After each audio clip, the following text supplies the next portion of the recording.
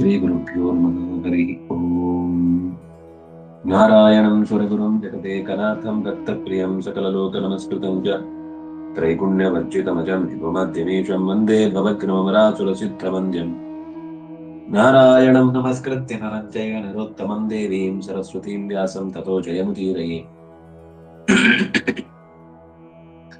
देवं नारायणं नत्वा सर्वदोषविवर्जितं परिपूर्णं गुरुष्टान्गीतार्थं वक्ष्यामि लेशतः। समस्तगुणसम्पूर्णं सर्वदोषविवर्जितं नारायणं नमस्कृत्य गीता तात्पर्यमुच्यते। नारायण मौनं मननं ಯುಕ್ತೈಹಿ ಭಗವದರ್ಪಣಾದಿಯೋಗಯುಕ್ತೈಹಿ ಅನ್ನುವ ಮಾತುಗಳ ಮೂಲಕ ಯುಕ್ತೈರಿತಿ ದಾನಾದಿಷು ಸರ್ವತ್ರ ಸಮಂ 17ನೇ ಶ್ಲೋಕದಲ್ಲಿ ಶ್ರದ್ಧೆಯ ಪರಯಾ ತಪ್ತಂ ತಪಸ್ತತ್ರಿವಿಧಂ ನರೈಹಿ ಅಫಲಾಕಾಂಕ್ಷಿಭಿರ್ಯುಕ್ತೈಹಿ ಸಾತ್ವಿಕಂ ಪರಿಚಕ್ಷತೆ ಅನ್ನುವ ಮಾತು ಬಂತು. ಪರಯ ಶ್ರದ್ಧೆಯ ತಪ್ತಂ ತಪಃ ತ್ರಿವಿಧಂ, ಅಪಾರವಾದ ಶ್ರದ್ಧೆಯಿಂದ ಮಾಡಿದ ತಪಸ್ಸು ಅನ್ನುವುದು ಮನುಷ್ಯರಲ್ಲಿ 3 ವಿಧವಾಗಿ ತೆರೆದುಕೊಳ್ಳುತ್ತೆ. ಅದರಲ್ಲಿ ಸಾತ್ವಿಕವಾದದ್ದು ಯಾವುದು ಅಂದ್ರೆ ಅಫಲಾಕಾಂಕ್ಷಿಭಿರ್ಯುಕ್ತೈಹಿ ಸಾತ್ವಿಕಂ ಪರಿಚಕ್ಷತೆ. ಸಾತ್ವಿಕಂ ತಪಃ, ಸಾತ್ವಿಕವಾದ ತಪಸ್ಸು ಯಾವುದು ಅಂದ್ರೆ ಅಫಲಾಕಾಂಕ್ಷಿಭಿರ್ಯುಕ್ತೈಹಿ. ಆ ಸಾಲಿನ ಕೊನೆಯಲ್ಲಿದೆ ಆಚಾರ್ಯರ ಮಾತು ತಾತ್ಪರ್ಯದಲ್ಲಿ. ಯುಕ್ತೈಹಿ ಅಂದ್ರೆ ಏನು ಅಂದ್ರೆ ಅಲ್ಲೇ ಇದೆ, ನೀವು ತೆಗೆದಿಟ್ಟ ಪುಟದಲ್ಲೇ ಕೊನೆಯಲ್ಲಿದೆ. ಯುಕ್ತೈಹಿ ಭಗವದರ್ಪಣಾದಿ ಯೋಗ ಯುಕ್ತೈಹಿ ತಾತ್ಪರ್ಯದ ಮತ್ತು ಯುಕ್ತೈರಿತಿ ದಾನಾದಿಷು ಸರ್ವತ್ರ ಸಮಂ. ಯುಕ್ತ ಅಂದ್ರೆ ಭಗವದರ್ಪಣಾದಿ ಯೋಗ ಯುಕ್ತೈಹಿ, ಫಲ ಬಯಸುವುದಿಲ್ಲ, ಆದ್ರೆ ನಿಸ್ಪೃಹವಾಗಿ ಮಾಡುವುದು ಹೌದು, ಆದ್ರೆ ದೇವರ ಎಚ್ಚರ ಇಲ್ಲ, ಆಗ ಅದರ ಸ್ವರೂಪ ಬದಲಾಗುತ್ತೆ, ಸಾತ್ವಿಕತೆ ಅನ್ನೋದು ಹೊರಟು ಹೋಗುತ್ತೆ. ಆದ್ರಿಂದಾಗಿ ಭಗವಂತನಿಗೆ ಅರ್ಪಿಸಿ ಒಪ್ಪಿಸಿದ ಕರ್ಮ ಅನ್ನೋದು, ತಪಸ್ಸು ಅನ್ನುವುದು ಸಾತ್ವಿಕ ಅಂತ ಅನಿಸುತ್ತೆ. ಇದು ಮುಂದೆ ತಪೋದಾನ ಮೊದಲಾದ ಹಿಂದೆ ಯಜ್ಞ ದಾನ ತಪಸ್ಸು ಅಂತ 3 ಹೇಳಿದ್ದಲ್ವಾ. ಇದು ದಾನಾದಿಷು ಸರ್ವತ್ರ ಸಮಂ. ಈ ಯುಕ್ತ ಅನ್ನುವ ಶಬ್ದವನ್ನ ಭಗವದರ್ಪಣ ಬುದ್ಧಿಯಿಂದ ಮಾಡಬೇಕಾದದ್ದು ಅನ್ನೋದು ಸಾತ್ವಿಕವಾದ ದಾನಕ್ಕೂ ಸಮ, ಸಾತ್ವಿಕವಾದ ಯಜ್ಞಕ್ಕೂ ಸಮ. ಇನ್ನೇನೇನ್ ಸಾತ್ವಿಕವಾದ ಕಾರ್ಯಗಳನ್ನ ಹೇಳ್ತಾರೆ ಅಂತಹ ಕಾರ್ಯಗಳಿಗೆ ಭಗವದರ್ಪಣ ಬುದ್ಧಿ ಅನ್ನೋದು ಸಮಾನ ಅಂತ ಯುಕ್ತೈಹಿ, ಭಗವದರ್ಪಣ ಯೋಗ ಯುಕ್ತೈಹಿ. ಇದು ಬಹಳ ಮುಖ್ಯವಾದದ್ದು. ಮುಂದೆ 18ನೇ ಶ್ಲೋಕ. ಸತ್ಕಾರಮಾನ ಪೂಜಾರ್ಥಂ ತಪೋಡಂಭೇನ ಚೈವ ಯತ್ ಕ್ರಿಯತೆ ತದಿಹ ಪ್ರೋಕ್ತಂ ರಾಜಸಂ ಚಲಮಧ್ರುವಂ. ಇಲ್ಲಿ ಯುಕ್ತ ಅನ್ನೋದಿಲ್ಲ. ಯುಕ್ತ ಇಲ್ಲ ಅಂದ್ರೆ ಇದು ರಾಜಸ ಕರ್ಮ ತಪಸ್ಸಾದ್ರಿಂದಾಗಿ. ಸತ್ಕಾರ ಮಾನ ಪೂಜಾರ್ಥಂ, ನನಗೆ ವಾಪಸ್ ಅವ್ರು ಸತ್ಕಾರ ಮಾಡಬೇಕು, ನನಗವ್ರು ವಾಪಸ್ ಮರ್ಯಾದೆ ಮಾಡಬೇಕು, ನನ್ನನ್ನು ಪ್ರತಿಯಾಗಿ ನಾಳೆ ಅವರು ಗೌರವಿಸಬೇಕು. ಪೂಜಾರ್ಥಂ ತಪಃ, ಯಾವ ತಪಸ್ಸಿದೆಯೋ ಅದು. ಮತ್ತು ಡಂಭೇನ ಚೈವ, ಮಾಡುವಾಗ ಇವರಿಗೆ ಗೌರವಕ್ಕೆ ಅರ್ಹರು, ಆದ್ರಿಂದಾಗಿ ನಾನು ಗೌರವ ಮಾಡಬೇಕು, ಇವರು ತುಂಬಾ ಸಜ್ಜನರು, ಆದ್ರಿಂದಾಗಿ ಇವರನ್ನು ನಾನು ಪ್ರೀತಿಸಬೇಕು, ಇವರು ತುಂಬಾ ಆತ್ಮೀಯರು, ಇವರಿಗೆ ಯಾವತ್ತೂ ಕೂಡ ನಾವು ಎಂತ ಕಷ್ಟ ಆದ್ರೂ ಕೂಡ ಅವರನ್ನ ಕೈ ಬಿಡಬಾರದು ಅನ್ನುವ ಈ ಆಲೋಚನೆಗಳು ಇರುವುದಿಲ್ಲ. ಡಂಭ. ಫೋಟೋದಲ್ಲಿ ಬಂತ, ಆಮೇಲೆ ಅವ್ನು ಬಿದ್ದೋದ್ರು ಲೆಕ್ಕಕ್ಕಿಲ್ಲ. ನಮ್ಮ ವಿಡಿಯೋ ಆಯ್ತಾ, ಅವನು ಹಾಳಾಗೋಗ್ಲಿ, ಆಮೇಲೆ ಮನೆಗೆ ಹೋಗ್ತಾನೋ, ಕಾಡಿಗೆ ಹೋಗ್ತಾನೋ, ತೋಡಿಗೆ ಹೋಗ್ತಾನೋ, ನಮ್ಗೆ ಅವನಿಂದ ಒಂದಿಷ್ಟು ಮಾಹಿತಿ ಬೇಕಿತ್ತು, ತಗೊಂಡಾಯ್ತು, ಕಳಿಸಿ ಆಯ್ತು. ಆದ್ರದ್ದು ವಿಶೇಷತೆ ಏನು, ಅದು ಪ್ರಶ್ನೆ ಬರುತ್ತೆ. ಅರ್ಧಮರ್ಧ ಆಗಿದೆ, ಅರ್ಥ ಆಗಲ್ಲ. ಒಂದು ನಮ್ಮ ಉದ್ದೇಶ ಈಡೇರ್ಬೇಕಾದ್ದೇನು ಅಂದ್ರೆ ಒಂದು ಫೋಟೋ ಹಾಕಿ ನಾವು ಕೂಡ ನಾಗರ ಚೌತಿ ಮಾಡಿದ್ವಿ, ನಮ್ಮ ಮನೆಯಲ್ಲೂ ಕೂಡ ಅನೇಕ ಪೂಜಾ ವ್ಯವಸ್ಥೆಗಳಿವೆ ಅಂತ ತೋರಿಸುವುದಾಗಿರುತ್ತೆ.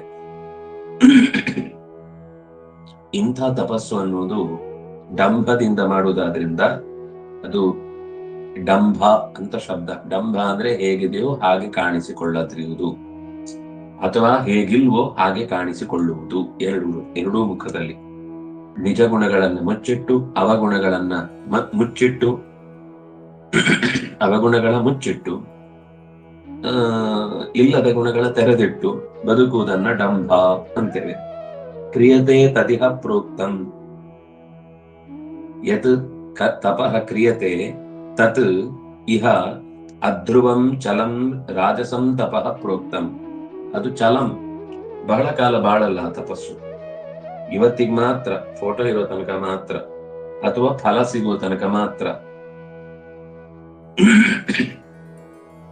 ಅವರಿಗೆ ಯಾವುದೋ ಒಂದು ಕೆಲಸ ಬೇಕಿರುತ್ತೆ, ಆ ಕೆಲಸ ಆಗೋ ತನಕ ಭಾರಿ ಗೌರವ.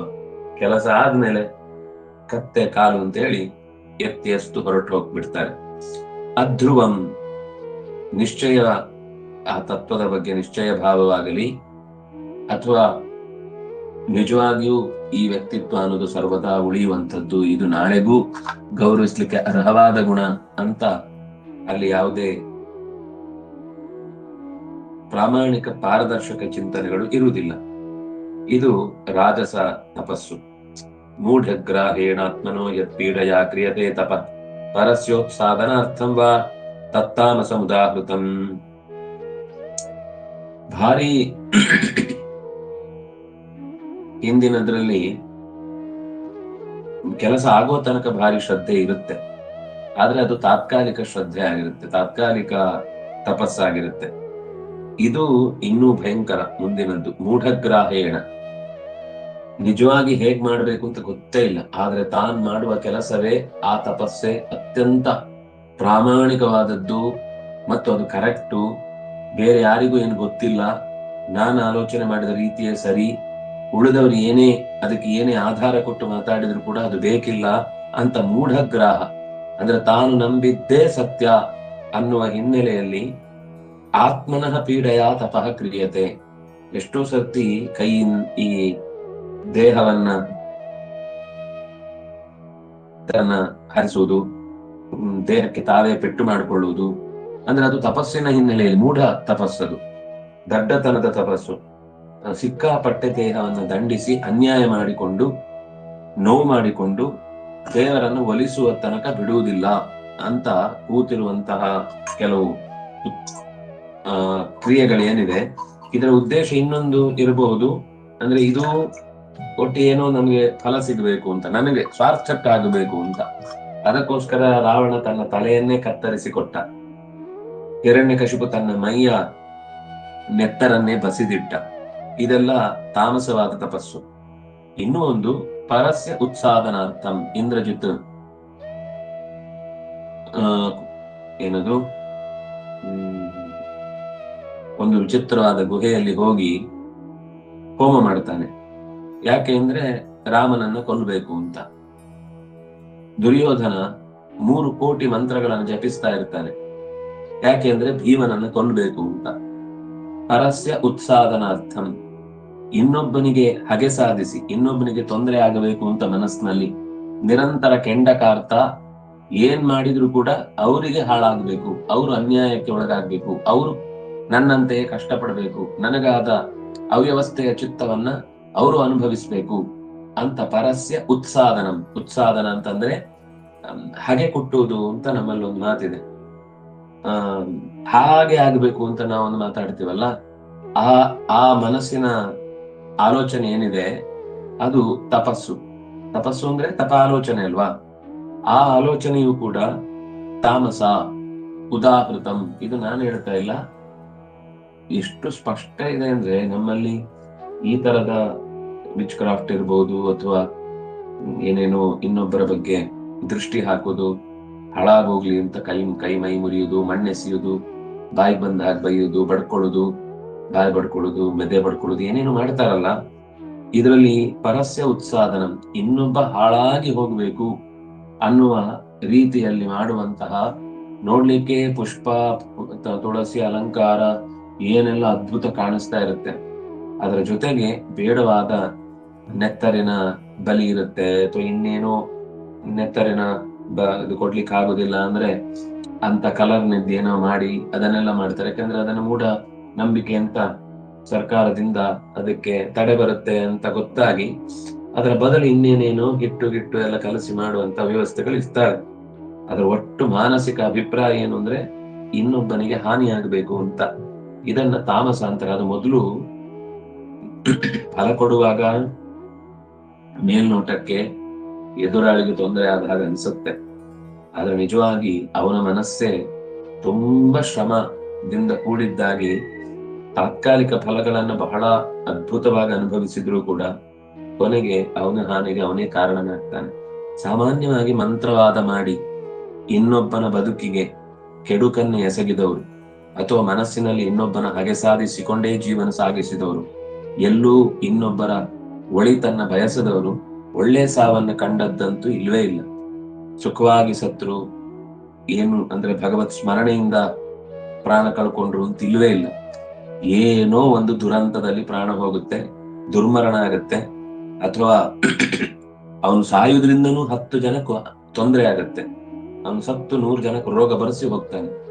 ಅಂಥ ಒಂದು ರೀತಿ ಕೆಡುಕಿನ ದೊಡ್ಡ ಪರಂಪರೆಯನ್ನು ಕಟ್ಟಿಕೊಂಡೇ ಸಾಯ್ತಾನೆ. ಇದು ತಪಸ್ಸು ಅನ್ನೋದರ 3 ಮುಖಗಳಾಯ್ತು. ಇನ್ನು ದಾನದ ಬಗ್ಗೆ ಹೇಳಿದ್ರು. ದಾತವ್ಯಮಿತಿ ಯದ್ದಾನಂ ದೀಯತೆ ಉಪಕಾರಿಣಿ. ಅದಕ್ಕಿಂತ ಮುಂಚೆ ಆಚಾರ್ಯರ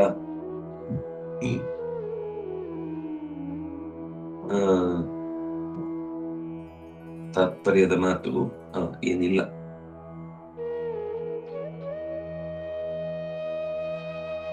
ಮುಂದಿನ ಶ್ಲೋಕಕ್ಕೆ ಸಂಬಂಧಪಡುತ್ತೆ. ಸರಿ, ಶ್ಲೋಕದಲ್ಲಿ ಬರೋಣ. ಆಚಾರ್ಯರ ಮಾತು ಮುಂದೆ 20ಕ್ಕೆ 22ಕ್ಕಿದೆ, ಅಲ್ಲಿ ತನಕ ಏನಿಲ್ಲ.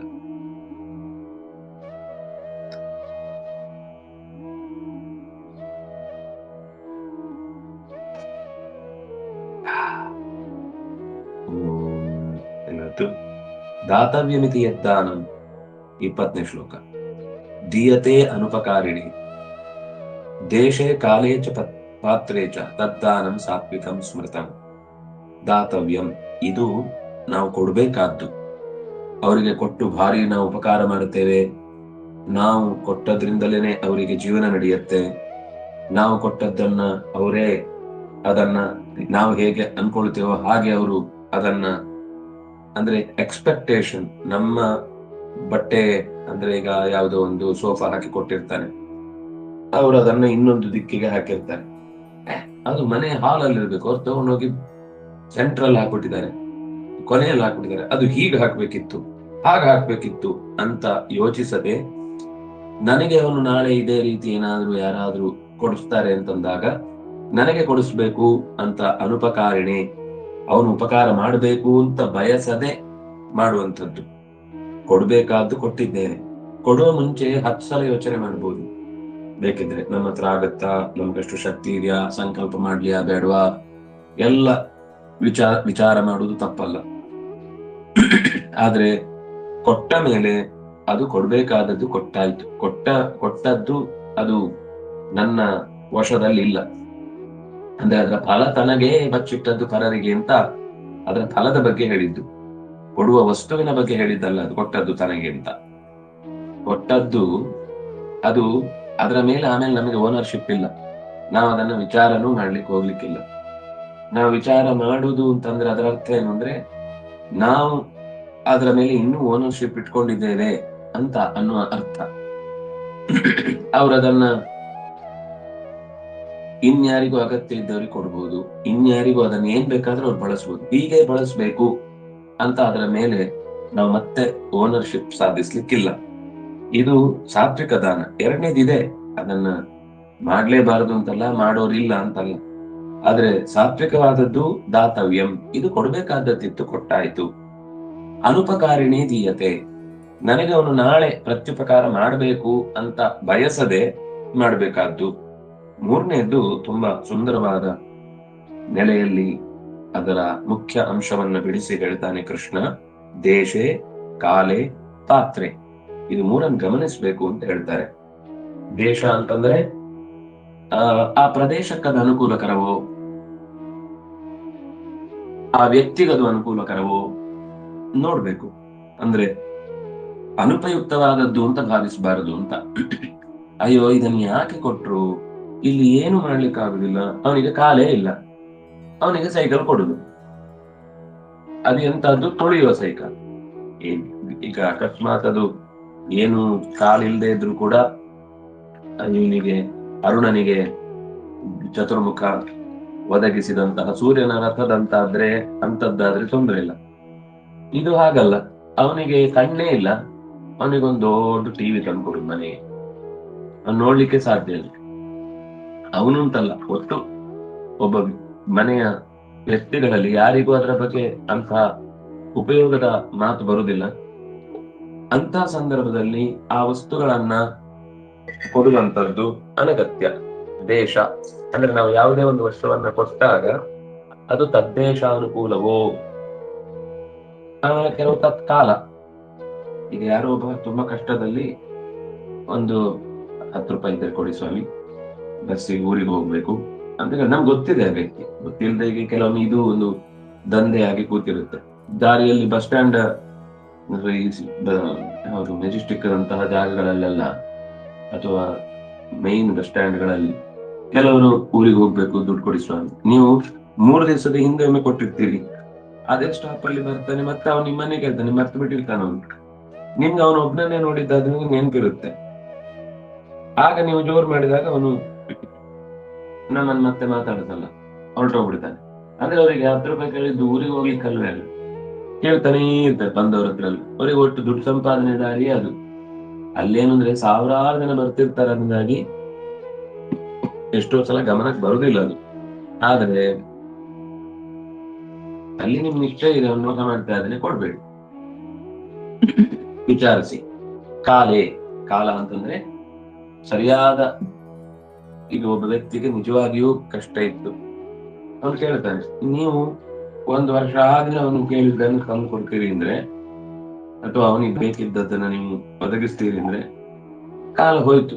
ಹಸಿವಾದಾಗ ಊಟ ಹಾಕ್ಬೇಕು, ಹಸಿವಾದಾಗ ಬಂದು ಕೇಳಿದ್ರೆ ಬೈಯುದು, ಆಮೇಲೆ ತೆಗ್ದಿಟ್ಟಿದ್ರೆ ನೋಡು ಹಿಂಗೋಸ್ಕರ ಅಂತ ಆಮೇಲೆ ಭಾರಿ ಅದರ ದರ್ಪವನ್ನ ತೋರಿಸಿದ್ರೆ ಉಪಯೋಗ ಇಲ್ಲ.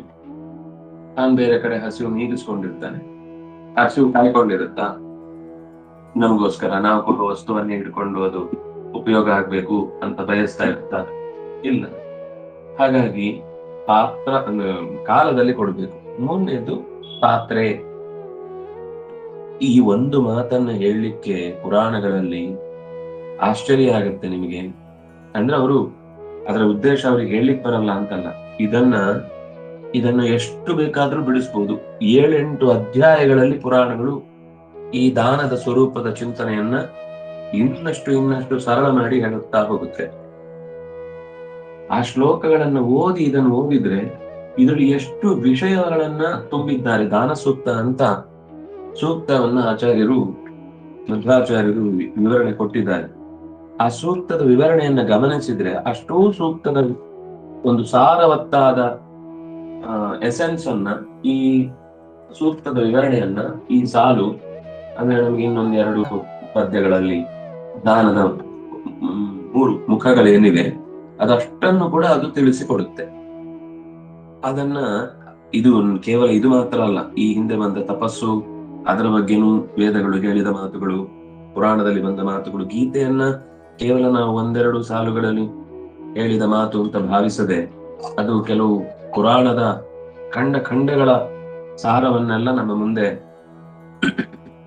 ಚಿಕ್ಕ ಚಿಕ್ಕ ತುಂಡಾಗಿ ತೆಗೆದಿಟ್ಟಿದೆ ಅನ್ನೋದನ್ನು ಮರಿಬಾರದು. ಪಾತ್ರ ಅಂದ್ರೆ ಪಾತ್ರ ವಿವೇಕ ಅಂತ ಕೆಲವೊಮ್ಮೆ ಹೇಳುತ್ತಾರೆ. ಇದನ್ನ 100ಕ್ಕೆ 100 ಕಂಡು ಹಿಡಿಯುವುದು ಕಷ್ಟ. ಆದ್ರೆ ಗೊತ್ತಾಗುವಷ್ಟನ್ನ ನಾವು ಕೊಡುವ ಮುಂಚೆ ಯೋಚನೆ ಮಾಡ್ಬೇಕು. ಕೊಟ್ಟ ಮೇಲೆ ಪಾತ್ರ ವಿವೇಕ ಮಾಡ್ಲಿಕ್ಕಿಲ್ಲ, ಇನ್ನೊಮ್ಮೆ ಕೊಡಬಾರದು ಅಂತ ಅಷ್ಟೇ ಸಂಕಲ್ಪ. ಯಾಕಂದ್ರೆ ನಮ್ಮ ವ್ಯಕ್ತಿ ಎಷ್ಟೇ ಹಾನಿ ಮಾಡಿಕೊಂಡ್ರು ಕೂಡ ನಾವು ಕೊಡುವಾಗ ಶುದ್ಧವಾಗಿ ಕೊಟ್ರೆ ಅದರ ಪುಣ್ಯ ಇದ್ದೇ ಇದೆ. ಅವನದನ್ನು ಹಾಳು ಮಾಡಿಕೊಂಡ ಅಂತ ಆಗುದು, ಅದರಿಂದ ನಮಗೆ ಕೆಟ್ಟದಾಗುದು ಯಾವಾಗ ಅಂದ್ರೆ, ನಮಗೆ ಅವನು ತಪ್ಪು ಮಾಡ್ತಾನೆ ಅಂತ ಗೊತ್ತಿದ್ಮೇಲೂ ಕೊಡುದು ಅದು ದೋಷ. ಆಮೇಲೆ ಗೊತ್ತಾದ್ರೂ ಕೂಡ ನಾವು ಕೊಡುವಾಗ ಆ ಯೋಚನೆ ನಮ್ಗೆ ಇರ್ಲಿಲ್ಲ, ಅದರಿಂದ ಆ ದೋಷ ನಮ್ಗಿಲ್ಲ. ಆದ್ರೆ ಇನ್ನೊಮ್ಮೆ ಅದೇ ತಪ್ಪನ್ನು ಮಾಡಬಾರ್ದಷ್ಟೇ. ಆದ್ರೆ ನಾವು ಕೊಟ್ಟದ್ದು ನಿರ್ವ್ಯಾಜವಾದ ಭಾವದಿಂದ, ಅಗತ್ಯವಿದ್ದದನ್ನು ಪೂರೈಸಬೇಕು ಅನ್ನೋ ದೃಷ್ಟಿಯಿಂದ, ಇಂಥ ಸಂದರ್ಭದಲ್ಲಿ ನಾವೊಬ್ಬ ವ್ಯಕ್ತಿಯನ್ನ ಗೌರವಿಸಿದ್ರು ಕೂಡ, ಅವನು ಕೆಟ್ಟವನೇ ಆಗಿದ್ರು ಕೂಡ, ನಮ್ಮ ಗೌರವದ ಭಾವ ಸ್ವಚ್ಛವಾಗಿದ್ರೆ ಅದಕ್ಕೊಂದು ಪುಣ್ಯ ಇದ್ದೇ ಇದೆ. ಅದನ್ನ ಪಡೆಯುವ ಅರ್ಹತೆ ಅವನಿಗಿಲ್ಲದೆ ಅವನದ್ರ ದೋಷವನ್ನು ಅನುಭವಿಸ್ತಾನೆ ಬಿಟ್ರೆ, ಯಾರೇ ಕೆಟ್ಟ ವ್ಯಕ್ತಿ, ಈಗ ಅಪ್ಪ ಅಮ್ಮ ಏನೇ ಆಗಿದ್ರು, ಅಥವಾ ತಮ್ಮ, ಅಣ್ಣನು, ಮಿತ್ರನು, ಯಾರೋ, ನಮಗವರ ಬಾಂಧವ್ಯ ಹೇಗೋ ಆಗಿಬಿಟ್ಟಿದೆ, ಅವರ ಜೊತೆಗಿದ್ದು ವಯಸ್ಸಾದಾಗ ಸೇವೆ ಮಾಡ್ಬೇಕಾದವ್ರು ಹಾಗೆಲ್ಲ ಅನ್ಯಾಯ ಮಾಡಿರ್ಬೋದು. ಈಗ ಎಂಥ ವ್ಯಕ್ತಿ ಆದ್ರೂ ಕೂಡ ಭಗವಂತ ಆ ವ್ಯಕ್ತಿಯಲ್ಲಿ ಒಂದು ರೂಪದಿಂದ ನಮಗೆ ತಿಳಿಯದೇನೆ ಬೇಕಾದಷ್ಟು ರೀತಿಯ ಸಹಾಯವನ್ನು ಮಾಡಿರ್ತಾರೆ. ಆದ್ರಿಂದಾಗಿ ಆ ಹೊತ್ತಿನಲ್ಲಿ ನಮ್ಮ ಜವಾಬ್ದಾರಿಯಾಗಿ ನಾವು ಕರ್ತವ್ಯ ನಿರ್ವಹಿಸುವುದವರಾಗಿ ಅನುಕೂಲರಾಗಿರುವುದು ಹೌದಾಗಿದ್ರೆ, ನಾವು ನಿರ್ವ್ಯಾಜವಾಗಿ ಮಾಡಿದ್ರೆ ಅದರ ಪುಣ್ಯ ಇದ್ದೇ ಇದೆ. ವಿಭೀಷಣ ಅಣ್ಣ ದುಷ್ಟನೇ ಆಗಿದ್ರು ಅವನಿಗೆ ಅಣ್ಣನ ಮರ್ಯಾದೆ ಕೊಡ್ತಾನೆ ಇದ್ದ. ಅಕ್ರೂರ, ಕಂಸ ದುರುಳನೇ ಆಗಿದ್ರು ರಾಜನಾಗಿ ಅವನಿಗೆ ಕೊಡ್ಬೇಕಾದ ಮರ್ಯಾದೆ ಕೊಟ್ಟು ಅದನ್ನ ತನ್ನ ಕಡೆಯಿಂದ ಕ್ಲಿಯರ್ ಆಗಿದ್ದ. ನಾವು ಅನ್ನೋದುಂಟು, ಅಂತ ದುಷ್ಟರಿಗೆ ಯಾಕೆ ನಮಸ್ಕಾರ ಮಾಡಬೇಕು ಅಂತ. ಅವರಲ್ಲಿ ಅಧಿಕಾರ ಇದ್ದು ಒಂದಿಷ್ಟು ಒಳ್ಳೆ ಕೆಲಸ ನಾವು ನಿಂತ ಜಾಗದಿಂದ ಮಾಡಿಸ್ಲಿಕ್ಕೆ ಆಗತ್ತೆ ಅನ್ನೋ ತನಕ ಮಾಡಬಹುದು, ಆಗುದೇ ಇಲ್ಲ ಅಂದಾಗ ಬಿಡುದು ಬೇರೆ ಪ್ರಶ್ನೆ.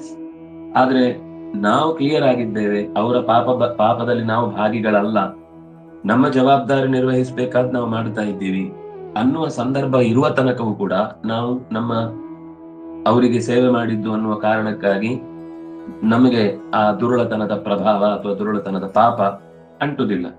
ಯಾಕಂದ್ರೆ ಅಕ್ರೂರನನ್ನ ಕೃಷ್ಣ ಕೊನೆಯವರೆಗೂ ನೀನು ಮಾಡಿದ್ದು ಸರಿ ಅಂತ ಅವನತ್ರನೇ ಉಳಿಸಿದ ಸಂಪತ್ತನ್ನು. ಕಂಸನ ಜೊತೆಗಿದ್ದ ಮಂತ್ರಿ, ಅದರಿಂದಾಗ ಅವನು ದುಷ್ಟ, ಅವನಿಗೆ ನಾವು ಆ ಶವಂತಕ ಮಣಿಯನ್ನ ಕೈಯಲ್ಲಿ ಇಡಬಾರ್ದು, ಅವನಿಗೆ ಕಳೆದು ಹೋದಾಗ್ಲೇ ಗೊತ್ತಿತ್ತು, ಆದ್ರೂ ಉಳಿಸ್ದ. ಯಾಕೆಂದ್ರೆ ಯಾರತ್ರ ಸರ್ವಿಸ್ ಕೊಟ್ಟಿದ್ದಾನೆ ಅನ್ನೋದು ಮುಖ್ಯ ಅಲ್ಲ, ಅವನ ಸರ್ವಿಸ್ ನಲ್ಲಿ ಎಷ್ಟು ಪ್ರಾಮಾಣಿಕತೆ ಇದೆ ಅನ್ನೋದು ಮುಖ್ಯ ಆಗುತ್ತೆ. ಎಷ್ಟೋ ಸರ್ತಿ ನಾವು ಹೇಳೋದಿಲ್ವಾ, ಒಳ್ಳೆ ವ್ಯಕ್ತಿ ಕೆಟ್ಟ ಪಾರ್ಟಿಯಲ್ಲಿ ಇದ್ದಾನೆ ಅಂತ ಕೆಲವೊಂದು ಸರ್ತಿ ಡೈಲಾಗ್ ಹೊಡಿತಾ ಇರ್ತಾರೆ. ಅದು ಶಾಸ್ತ್ರೀಯ ಮಾತೇ ಆಗಿರುತ್ತೆ, ಅದು ಸುಳ್ಳಲ್ಲ. ಅದರಿಂದಾಗಿ ಪಾತ್ರ, ವ್ಯಕ್ತಿ, ಈಗ ಯಾರೇ ಅವನು ಕೆಟ್ಟವನೇ ಇರ್ಬೋದು, ಅಪ್ಪನೋ ಅಮ್ಮನೋ ಅಣ್ಣನೋ ಅಕ್ಕನೋ ತಂಗಿಯೋ ಮಕ್ಕಳೋ ಯಾರೋ, ಯಾವ ಜವಾಬ್ದಾರಿ ನಾವಿದ್ದು ನಮ್ ಕೆಲಸ ಮಾಡ್ಲಿಕ್ಕೆ ಅನಿವಾರ್ಯತೆ ಇದೆ, ಆಸ್ಪತ್ರೆಯಲ್ಲಿದ್ದಾರೆ, ಅಸಹಾಯಕರಾಗಿದ್ದಾರೆ, ಆಗ ನಮ್ಮ ದುರ್ಬುದ್ಧಿಯನ್ನು ತೆರೆದು ತೋರಿಸುವುದಲ್ಲ, ಅವನಿಗೆ ಮಾಡ್ಬೇಕಾದನ್ನು ಮಾಡಿ ಅನುಕೂಲ ಮಾಡಿ ಕೊಡ್ಬೇಕು. ಕೆಲವೊಂದ್ ಸರ್ತಿ ಆಗ್ಲೇ ತೋರಿಸಿದ ಕೆಲವು ಒಳ್ಳೆತನ ಅವರಲ್ಲಿ ಬದಲಾವಣೆ ತರಬಹುದು. ನಮ್ಗೆ ಗೊತ್ತಿಲ್ಲ, ನಾಳೆ ಕೆಟ್ಟದಾದ್ಮೇಲೆ ಯಾಕೆ ಹಾಗಾಯ್ತು, ನಾವು ಮಾಡಿದ್ ವೇಸ್ಟ್ ಆಯ್ತು, ಇಲ್ಲ, ನಾವು ಪ್ರಾಮಾಣಿಕವಾಗಿ ಮಾಡಿದ್ದಾಯ್ತು, ಅವನು ಬದಲಾಗ್ಲಿಲ್ಲ, ಅವನ ದುರವಸ್ಥೆ ಅದು, ಅವನ ಕೆಟ್ಟತನ. ನಮ್ಮ ಒಳ್ಳೆತನಕ್ಕೆ ಖಂಡಿತ ಕೆಟ್ಟ ಫಲ ಸಿಗುವುದಿಲ್ಲ. ಇದು ಮಾತ್ರ ಪಾತ್ರ ಅನ್ನುವ ವಿಷಯದಲ್ಲಿ ನಾವು ಮಾಡಬೇಕಾದ ಕೆಲಸ. ಮಗನಾಗಿ ನನ್ನ ಪಾತ್ರ, ತಂದೆಯಾಗಿ ನನ್ನ ಪಾತ್ರ, ಯಾವ ಸ್ಥಳದಲ್ಲಿದ್ದು ಯಾವ ಕೆಲಸದಿಂದ ಮಾಡಿದ್ರೆ, ಕೆಲವುದ್ರಲ್ಲಿ ಲೋಪದೋಷ ಇರಬಹುದು. ತಂದೆಯಾಗಿ ಅವನ ಕೆಲಸ ಮಾಡ್ಲಿಲ್ಲ, ತಾಯಿಯಾಗಿ ಜವಾಬ್ದಾರಿ ಹೊರಲಿಲ್ಲ, ಅಣ್ಣನಾಗಿ ಸಹಾಯಕ್ಕೆ ಬರಲಿಲ್ಲ, ಮಿತ್ರನಾಗಿ ಹೆಗಲು ಕೊಡ್ಲಿಲ್ಲ, ಈ ಲೋಪದೋಷ ಅವನಲ್ಲಿ ಇರಬಹುದು. ಆದ್ರೆ 100% ನಾವು ಪರ್ಫೆಕ್ಟ್ ಆಗಿದ್ದು ನಾವು ಆಲೋಚನೆ ಮಾಡ್ತಾ ಇದ್ದೀವ? ಇಲ್ಲ, ನಮ್ಮಲ್ಲೂ ಅಂತ ಲೋಪದೋಷಗಳು ಇದ್ದೇ ಇರುತ್ತೆ, ನಮ್ಗೆ ಕಾಣಲ್ಲ ಅಷ್ಟು, ಪಕ್ಕದವರಿಗೆ ಗೊತ್ತಾಗ್ತಿರುತ್ತೆ ನಮ್ಮ ಜವಾಬ್ದಾರಿ ನಾವು ಸೋತಿದ್ದೇವೆ ಅಂತ. ಆದ್ರೆ ನಾವು ಯಾವಾಗ್ಲೂ ನಾವು ಪರ್ಫೆಕ್ಟ್ ಮ್ಯಾನ್, ನಾವು ಮಾಡಿದ ಪ್ರತಿಯೊಂದು ಕೆಲಸದಲ್ಲೂ ನಮ್ಮ ಆಲೋಚನೆಗಳು ಸರಿ ಅಂತಾನೆ ಇರುತ್ತೆ. ಕೆಲವೊಮ್ಮೆ ತಪ್ಪು ಅಂತ ಯೋಚನೆ ಬರುತ್ತೆ, ಅದು ಯೋಚಿಸ್ಲಿಕ್ಕೆ ಮಾತ್ರ ಇರುತ್ತೆ, ಅದನ್ನು ಸರಿಪಡಿಸುವ ಆಲೋಚನೆಗೆ ಹೋಗಲ್ಲ. ಆಗ ಈ ಕರ್ತವ್ಯದ ಭರದಲ್ಲಿ ನಾವು ಮಾಡುವಂತಹ ನಿಸ್ಪೃಹವಾದ ಜವಾಬ್ದಾರಿಯ ನಿರ್ವಹಣೆ ಏನಿದೆ ಅದು ಸಾತ್ವಿಕ ಅಂತ ಅನಿಸ್ಲಿಕ್ಕೆ ಸಾಧ್ಯ ಇದೆ. ತದ್ದಾನಂ ಸಾತ್ವಿಕಂ ಸ್ಮೃತಂ, ಇದರ ಬಗ್ಗೆ ತುಂಬಾ ಮಾತುಗಳನ್ನ ಪುರಾಣಗಳು ಹೇಳ್ತವೆ. ಜ್ಞಾನದ ಹಾದಿಯಲ್ಲಿ ಸಾಗಿದ್ರೆ ಅದು ದಾನ ಆಗುತ್ತೆ. ನೀವು ಒಂದು ಶಬ್ದ ಕೇಳಿರ್ತೀವಿ, ದಾನ ಧರ್ಮ ಅಂತ. ಯಾರಿಗಾದ್ರೂ ನಾವು ಸಹಾಯ ಮಾಡ್ತೇವೆ ಅಂತ ಅನ್ನೋದು ಅದು ಧರ್ಮ. ಧರ್ಮ ಮಾಡ್ರಯ್ಯ ಅಂತ ಕೆಲವೊಮ್ಮೆ ಶರಣರು ಬಂದು ಕೇಳುವುದಿರುತ್ತೆ. ದಯವೇ ಧರ್ಮದ ಮೂಲವಯ್ಯ, ದಯೆ ತೋರಿಸುವುದು ಅಂತ, ಅವನ ಬದುಕಿಗೆ ಅಗತ್ಯ ಆದದನ್ನ ಕೊಡುವುದು ಅಂತ. ಅದು ಈ ದಾನದ ಒಂದು ಭಾಗವೇ. ಆದ್ರೆ ದಾನದ ವ್ಯತ್ಯಾಸ ಗೊತ್ತಿರಬೇಕು ಅನ್ನೋದಕ್ಕೋಸ್ಕರ ನಾನು ಹೇಳಿದ್ದು, ಧರ್ಮ ಮಾಡುವಾಗ್ಲೂ ಕೂಡ ಅನ್ನಸ್ಯ ಕ್ಷುದಿತಂ ಪಾತ್ರಂ, ಪಾತ್ರ ಅಂತ ಬಂತು ಈಗ ವಿಷಯ. ಅನ್ನವನ್ನ ಹಾಕಬೇಕಾಗಿದೆ. ಪಾತ್ರ ವಿವೇಚನೆ ಮಾಡ್ಬೇಕೋ ಬೇಡವೋ? ಮಾಡ್ಬೇಕು. ನಮಗೆ ನಿಶ್ಚಯವಾಗಿ ಆತ ದುರುಳ, ತಿದ್ದಿಕೊಳ್ಳದವ ಅಂತ ಗೊತ್ತಾದಾಗ ನಾವು ಜವಾಬ್ದಾರಿಯಿಂದ ನ್ಯಾಯ ಒದಗಿಸಬೇಕಾದ ಕರ್ತವ್ಯದಲ್ಲಿ ಇದ್ದಾಗ ಬೇರೆ. ಇಲ್ಲ, ಅದಕ್ಕೆ ಬೇರೆ ವ್ಯವಸ್ಥೆ ಇದೆ, ನಮ್ ಜವಾಬ್ದಾರಿ ಅವನಿಗೆ ಅವನಿಗೆ ಈಗ ಒಂದು ಹೊತ್ತಿನ ಆಹಾರದ ವ್ಯವಸ್ಥೆ ಮಾಡ್ಲಿಕ್ಕೆ ಹೇಳಿದ್ದಾರೆ, ನಾವು ಅದನ್ನ ನಿಶ್ಚಿಂತೆಯಿಂದ ಮಾಡಬಹುದು. ನಾಳೆ ನಮ್ಗೇನೆ ತೊಂದರೆ ಆಗತ್ತೆ, ಅವನು ಹೀಗೇನೆ ಮಾಡಿದ್ದ ಅಂತ ಗೊತ್ತಾದಾಗ ದೂರವಾಗ್ಬಿಡ್ಬೋದು, ಅವಾಯ್ಡ್ ಮಾಡಿಬಿಡ್ಬೋದು. ಆದ್ರೆ ಆ ಹಸಿದಿದ್ದಾನೆ ಅನ್ನೋದು ಒಂದೇ ಅವನ ಪಾತ್ರ ವಿವೇಚನೆಗೆ ಇರುವಂತಹ ನಿಯಮ. ಹಸಿದಿದ್ದಾನೆ ಅಂದ್ರೆ ಅವನು ಯಾವ ಹಿನ್ನೆಲೆಯೂ ಬೇಕಿಲ್ಲ. ಅವನಿಗೆ ಹೀಗ್ ಕೊಟ್ರೆ ನಮ್ಗೆ ಪುಣ್ಯ ಬರುತ್ತೋ, ಹಾಗೆ ಕೊಟ್ರೆ ಪುಣ್ಯ ಬರುತ್ತೋ, ಹಸಿದಿದ್ರೆ ಹಸಿವು ನೀಗಿಸ್ಬೇಕು ಅಷ್ಟೇ ಪಾತ್ರ ವಿವೇಚನೆ. ಇನ್ನು ಸಂಪತ್ತನ್ನ ಕೊಡ್ತೇವೆ ದಾನ ಅಂತ, ಆಗ ಅದು ಜ್ಞಾನಕ್ಕೆ ಸಂಬಂಧಿಸಿದ್ದು. ಹೆಚ್ಚು ಪುಣ್ಯ ಬರುತ್ತೆ ಅನ್ನೋದು ಕೂಡ ನೀವು ಹಸಿದವನಿಗೆ ಕೊಟ್ಟಾಗ ಅನ್ನದ ಮುಂದೆ ಯಾವುದೂ ಅಲ್ಲ. ಅವನಿಗೆ ಅನ್ನ ಒದಗಿಸುವುದು ಅನ್ನೋದು ಎಲ್ಲದಕ್ಕಿಂತ ಮಿಗಿಲು. ಅಂದ್ರೆ ಅದು ತಾತ್ಕಾಲಿಕ ಅವನ ಜೀವವನ್ನು ಉಳಿಸಿತು. ಆದ್ರಿಂದ ನಾಳೆ ಅವನು ಮಾಡುವ ಎಲ್ಲ ಧರ್ಮಗಳಿಗೂ ಇವತ್ತು ಉಣಿಸಿದ ತುತ್ತು ಅನ್ನೋದು ಕಾರಣ ಆಗತ್ತೆ ಎಂದಾಗ ಅಲ್ಲಿ ತನಕನೂ ಅವನಿಗೊಂದು ಪುಣ್ಯದ ವಿಶೇಷತೆ ಇದ್ದೇ ಇದೆ. ಇದು ತಾತ್ಕಾಲಿಕ ಫಲಗಳನ್ನು ಕೊಡುತ್ತೆ, ಮತ್ತೆ ನಿಸ್ಪೃಹವಾಗಿ ಮಾಡಿದ್ರೆ ಮೋಕ್ಷವನ್ನು ಕೊಡುತ್ತೆ. ದಾನ ಅಂತ ಬಂದಾಗ ಅದು ಜ್ಞಾನಕ್ಕೆ ಸಂಬಂಧಿಸಿದ್ದಾಗಿರುತ್ತೆ. ಅರಿವಿಗೆ ಅವರಿಗೆ ಈಗ್ಲೇ ಇದೆ, ಯಾಕೆ ಕೊಡ್ಬೇಕು, ನಮ್ಗೆ ಸಂಬಂಧ ಇಲ್ಲ. ಅದು ಅವನಲ್ಲಿ ಜ್ಞಾನ ಇದೆ, ಕೊಡ್ತೇವೆ. ಅವನು ಅದನ್ನ ಹೇಗೆ ಉಪಯೋಗಿಸ್ತಾನೆ, ಹಾಕೊಳ್ಳಿಕ್ಕೆ ಆಗ್ಲಿಲ್ಲ ಅಂತ ಇಟ್ಕೊಳ್ಳಿ, ಅವನಿಗೆ ಯಾವುದೋ ಒಂದು ಪದಾರ್ಥವನ್ನು ಕೊಟ್ಟದ್ದು, ನಮ್ಗೆ ಅದರ ಮೇಲೆ ಯೋಚನೆ ಇಲ್ಲ. ಕೊಟ್ಟ ಮೇಲೆ, ಕೊಡುವ ತನಕ ನಮ್ದು ಆಲೋಚನೆ, ಕೊಟ್ಟ ಮೇಲೆ ಅದು ಅವ್ರದ್ದು. ಅದರಿಂದಾಗಿ ಅಲ್ಲಿ ಅವ್ರ ಹತ್ರ ಈಗಾಗ್ಲೇ ಇದನ್ನು ತುಂಬಾ ಸರ್ತಿ ಜನ ಬಂದು ಕೇಳುದುಂಟು, ನಾವು ಕೊಡ್ಬೇಕು ಅಂತಿದ್ದೇವೆ, ಅವರಲ್ಲಿ ಇದೆಯಲ್ವಾ, ಕೊಡ್ಬೋದಾ ಬೇಡವಾ ಅಂತ. ಅವರಿಗೆ ಜೀರ್ಣಿಸಿಕೊಳ್ಳುವ ಶಕ್ತಿ ಇದೆ ಅಂತ ಹೌದನ್ಸಿದ್ರೆ ಅವ್ರ ಹತ್ರ ಇರ್ಲಿ ಬಿಡ್ಲಿ, ನಿಮ್ಮ ಕಡೆಯಿಂದ ನೀವಿದ್ದ ವಸ್ತುವನ್ನ ಒಬ್ಬ ಯೋಗ್ಯನಾದ ಜ್ಞಾನಿಗೆ ಕೊಡಬೇಕು ಅನ್ನೋದು ಮಾತ್ರ ಮುಖ್ಯ. ಬೇಕಿದ್ರೆ ಕೇಳಬಹುದು, ಈ ತರದ ಉಪಯುಕ್ತವಾದ ಪುಸ್ತಕ ಕೊಡ್ಲಾ, ಅಥವಾ ಇನ್ನೇನಾದ್ರೂ ಮನೆಯಲ್ಲಿ ಉಪಯುಕ್ತವಾದ ವಸ್ತುವಲ್ಲ ಇಲ್ಲದೆ ಇರುವುದನ್ನ ನೀಡ್ಲಾ ಅಂತ ಕೇಳುವುದು ಉತ್ತಮ. ಆದ್ರೆ ಕೊಟ್ಟದ್ದು ಹೀಗೆ ಉಪಯೋಗಿಸ್ಬೇಕು, ಹೀಗಾಗಿರ್ಬೇಕು, ಅದನ್ನ 10 ಸರ್ತಿ ನಾವು ಮತ್ತೆ ಪರಿಶೀಲಿಸಬೇಕು ಅನ್ನುವ ಆಲೋಚನೆ ಅದು ಮುಂದಿನ ದಾನದ ಸ್ಥಿತಿಗೆ ಹೋಗುತ್ತೆ. ಸಾತ್ವಿಕವಾದದ್ರಲ್ಲಿ ದೇಶ ಕಾಲ ಪಾತ್ರಗಳ ಚಿಂತನೆ,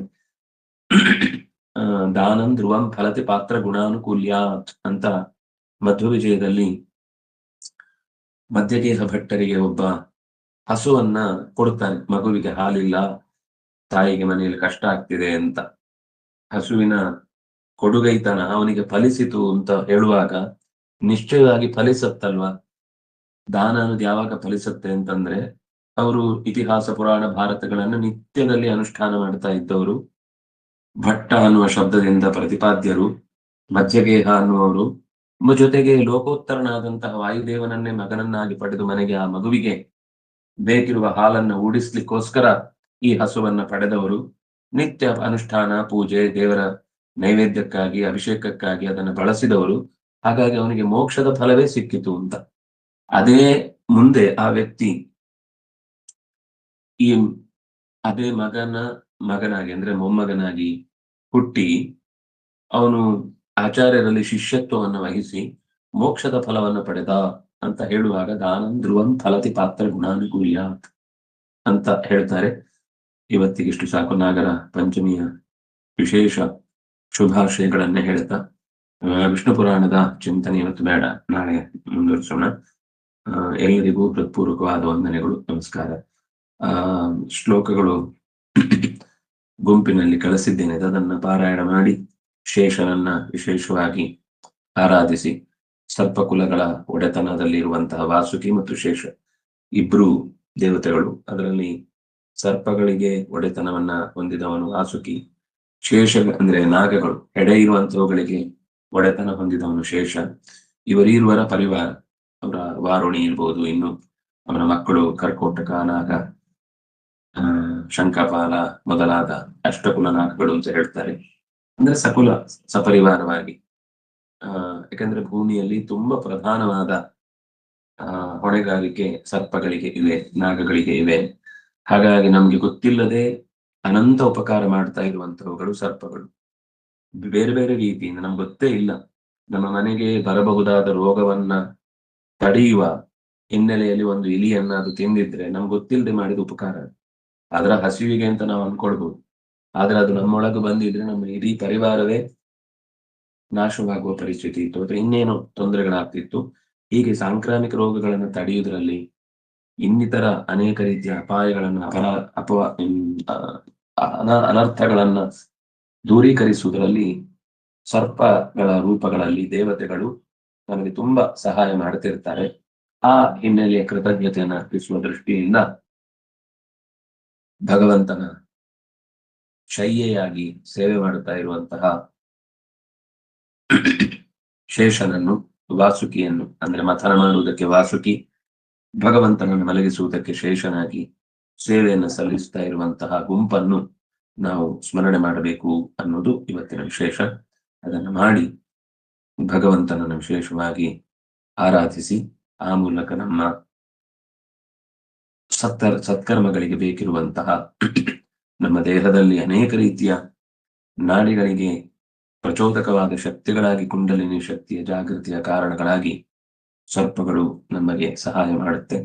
ಅದನ್ನ ಸಂಪಾದಿಸಲಿಕ್ಕೆ ಬೇಕಿರುವಂತಹ ಅರ್ಹತೆಯನ್ನು, ಅದಕ್ಕೆ ಬೇಕಿರುವಂತಹ ಪುಣ್ಯವನ್ನು ಈ ದಿನದಲ್ಲಿ ಸಂಪಾದನೆ ಮಾಡುವುದಕ್ಕೆ ಅವಕಾಶ ಇದೆ. ಮುಖ್ಯವಾಗಿ ಶೇಷಾಯ ನಮಃ ಅಂತ, ವಾಸುಕಯೇ ನಮಃ ಅಂತ ಸ್ತೋತ್ರ ಮಾಡುವುದು ತುಂಬಾ ಮುಖ್ಯ. ಅದು ಗೊತ್ತಿರುವ ಪದ್ಯಗಳನ್ನ, ಶ್ಲೋಕಗಳನ್ನೆಲ್ಲ ಹೇಳ್ಬೋದು. ಮುಖ್ಯವಾಗಿ ಮಂತ್ರದ ದೃಷ್ಟಿಯಿಂದ ಶೇಷನ ಮಂತ್ರವನ್ನು ಹೇಳುವಂಥದ್ದು ಶೇಷಾಯ ನಮಃ, ಇನ್ನೊಂದು ವಾಸುಕಯೇ ನಮಃ. ಎರಡನ್ನು ಪರಮಾತ್ಮನ ಸನ್ನಿಧಾನ ಪೂರ್ವಕವಾಗಿ ಚಿಂತಿಸಿ, ಸಂಕರ್ಷಣ ರೂಪಿ ಪರಮಾತ್ಮ ಇವರಲ್ಲಿ ನೆಲೆಸಿದ ಅಂತರ್ಯಾಮಿ ರೂಪ, ಅದನ್ನು ಚಿಂತಿಸಿ ಭಗವಂತನ ಕೃಪೆಗೆ ಪಾತ್ರರಾಗೋಣ. ನಮಸ್ಕಾರ.